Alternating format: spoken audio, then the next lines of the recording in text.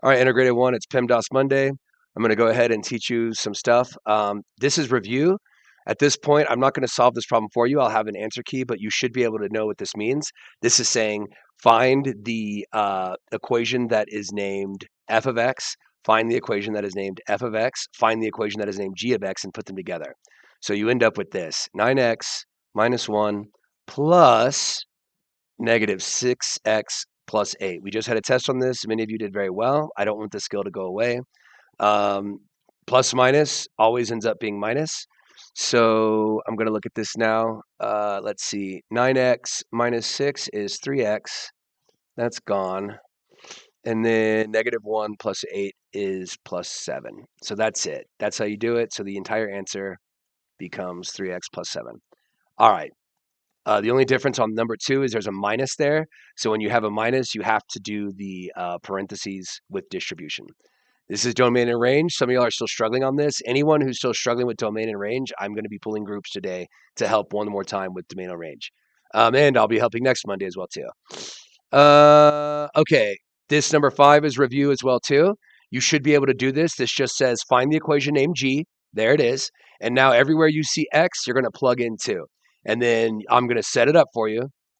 You're going to have to start doing some of this on your own. We end up with 2 squared plus 4 times 2 minus 3. Look at that 2. My God. Yeah, ooh, even worse. That is terrible. Anyways, that's supposed to be a 2. It looks like a very sad bird. Anywho, you set it up like that, and then you just solve it. All right, this is review from back in September, so it's been a while. These are the multi-step equations. This was in Unit 1.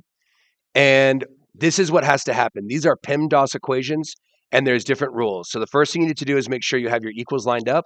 Just because my handwriting is terrible, I'm going to use a line, and then I'm going to show you this. So the goal is to get the x's on the left side, x's, variables, letters, on the left side, and the numbers on the other side. But we have to distribute first. So you see this negative 2 times this times this. Negative 2 times 3 is negative 6.